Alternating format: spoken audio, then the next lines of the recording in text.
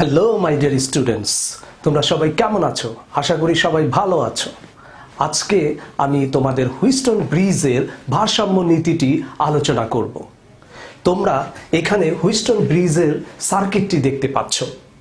এই ব্রিজে P Q R S এই চারটি রোধ শ্রেণী সমবায়ে যুক্ত থাকে।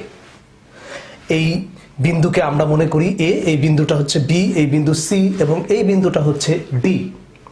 এখন এ এবং সি এই বিপরীত দুই বিন্দুর সাথে একটি কোষ, একটি চাবি সংযুক্ত থাকে এবং বি এবং ডি এই বিপরীত দুইটি বিন্দুর সাথে একটি গ্যালভানোমিটার যুক্ত থাকে, যেই গ্যালভানোমিটারের রোধ হচ্ছে ক্যাপিটাল জি।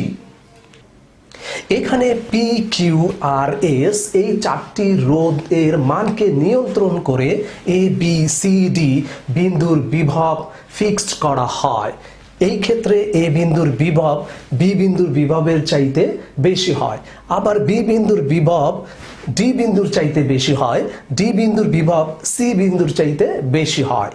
আমরা মনে করি এ বিন্দুর বিভব হচ্ছে ভিএ, বি বিন্দুর বিভব হচ্ছে ভিবি, সি বিন্দুর বিভব হচ্ছে ভিসি এবং ডি বিন্দুর বিভব হচ্ছে ভিডি।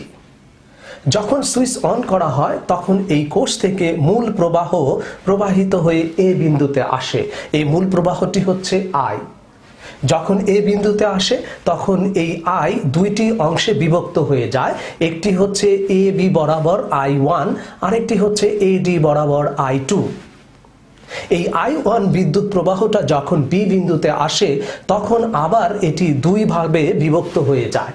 একটি হচ্ছে বিডি বরাবর IG, আরেকটি হচ্ছে বিসি বরাবর I3। আবার I2 যখন ডি বিন্দুতে আসে এদিক থেকে IGটা এই I2 এর সাথে ডি বিন্দুতে এসে মিলিত হয়।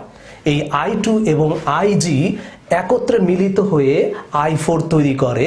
এই I4 ডিসি বরাবর প্রবাহিত হয়ে সি বিন্দুতে আসে। ঠিক ওই সময়ই এই বি বিন্দু থেকে I3টা এসে I4 এর সাথে সংযুক্ত হয়ে আবার মূল প্রবাহ I তৈরি করে এবং এই মূল প্রবাহ পুনরায় কোষে চলে আসে। এভাবে হুইস্টন ব্রিজের মধ্য দিয়ে বিদ্যুৎ প্রবাহিত হয়। এখন আমি এই হুইস্টন ব্রিজের সমীকরণগুলো তোমাদের দেখাবো। প্রথমে আমরা এই বি বিন্দুতে কিরশফের জাংশন সূত্রটি ব্যবহার করব। ওকে, বি বিন্দুতে আমরা জাংশন সূত্র ব্যবহার করব। তোমরা দেখতে পাচ্ছ এই বি বিন্দুতে I1 হচ্ছে ইনকামিং কারেন্ট এবং IG এবং I3 হচ্ছে outgoing current. That's why junction সূত্র অনুসারে এটা হবে I1 minus IG minus I3 equals to 0। এখন এই বি বিন্দু এবং ডি বিন্দুর বিভব যদি সমান হয় তাহলে এই দুই বিন্দুর বিভব পার্থক্য হয়ে যাবে 0। আর বিভব পার্থক্য 0 হয়ে গেলে তখন এই গ্যালভানোমিটারের বরাবর কোনো বিদ্যুৎ প্রবাহিত হবে না, তখন IG হবে 0।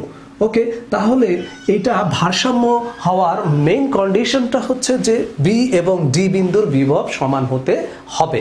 যদি সমান হয় তখন IG 0 হবে। তাহলে এই শর্তটা যদি আমরা এখানে প্রয়োগ করি তাহলে আমরা পাই I1 ইকুয়ালস টু I3। ওকে, এটা আমরা মনে করি সমীকরণ 1। এবার আমরা ডি বিন্দুতে জাংশন সূত্রটি ব্যবহার করব। তাহলে ডি বিন্দুতে আমরা দেখতে পাচ্ছি যে I2 হচ্ছে ইনকামিং কারেন্ট, IG হচ্ছে ইনকামিং কারেন্ট এবং I4 হচ্ছে আউটগোয়িং কারেন্ট। দ্যাটস ওয়াই আমরা লিখতে পারি I2 plus IG minus I4 equals to 0 এবং IG আমরা 0 ধরছি। দ্যাটস ওয়াই আমরা এখানে লিখতে পারি I2 ইকুয়ালস টু I4। ওকে, এই সমীকরণটি হচ্ছে 2 নম্বর সমীকরণ, এটা ছিল 1 নম্বর সমীকরণ। ওকে, এখন আমরা এ বি ডি এ এই লুপে আমরা কিরশফের লুপ সূত্র বা বিভব সূত্রটি ব্যবহার করব। আমরা কোন জাংশন লুপটি নিচ্ছি? এ বি ডি এ এই লুপে আমরা কিরশফের লুপ সূত্র ব্যবহার করব। আমরা এইখানে বিদ্যুৎ প্রবাহের দিক ক্লকওয়াইজ বিবেচনা করব। ইচ্ছা করলে আমরা এন্টি ক্লকওয়াইজও বিদ্যুৎ প্রবাহ বিবেচনা করতে পারি। তো বিভব সূত্র অনুসারে আমরা দেখতে পাচ্ছি I1 P প্লাস এই একই দিক বরাবর রয়েছে এরা IG জি মাইনাস, এইখানে এরা হচ্ছে ক্লকওয়াইজ বাট আই টুটা হচ্ছে এন্টি ক্লকওয়াইজ, দ্যাটস ওয়াই এটা হবে minus I two R equals to zero. Okay, এবং এইখানে I G zero, that's why আমরা লিখতে পারি I one P equals to I two R. Okay, এটা হচ্ছে সমীকরণ 3। ওকে, নেক্সট আমরা এই ডান পাশে আরেকটি লুপ পাচ্ছি। আমরা এই লুপে আমরা লুপ সূত্রটি ব্যবহার করব এবং বিদ্যুৎ প্রবাহ এইখানেও আমরা ক্লকওয়াইজ বিবেচনা করব। তাহলে এইখানে পাচ্ছি বি সি ডি বি, এই লুপে আমরা পাচ্ছি আই থ্রি কিউ প্লাস, এইখানে দেখো যে আই ফোর এবং আই জি এই আই থ্রির উল্টো দিকে প্রবাহিত হচ্ছে। আই থ্রি হচ্ছে ক্লকওয়াইজ বাট আই জি এবং আই ফোর হচ্ছে এন্টি ক্লকওয়াইজ, সেই কারণে এখানে প্লাস না হয়ে যাবে মাইনাস। ওকে, তাহলে এইখানে হচ্ছে আই ফোর এস মাইনাস, এখানে আমরা দেখতে পাচ্ছি I G equals to zero but I G zero হবে, দ্যাটস ওয়াই আমরা পাই I three Q equals to I four S. এটা হচ্ছে আমাদের 4 নম্বর সমীকরণ। এখন আমরা এই 3 নম্বর সমীকরণকে 4 নম্বর সমীকরণ দিয়ে ডিভাইড করে দিব। ডিভাইড করে দিলে আমরা পাই I one P divided by এইখানে I three Q equals to, এখানে পাচ্ছি আমরা I two R divided by I four S. Okay, এখন আমরা এইখানে দেখতে পাচ্ছি যে আই ওয়ান এবং আই থ্রি একই, সুতরাং এইখানে আমরা আই ওয়ানের পরিবর্তে আমরা আই থ্রি বিবেচনা করব।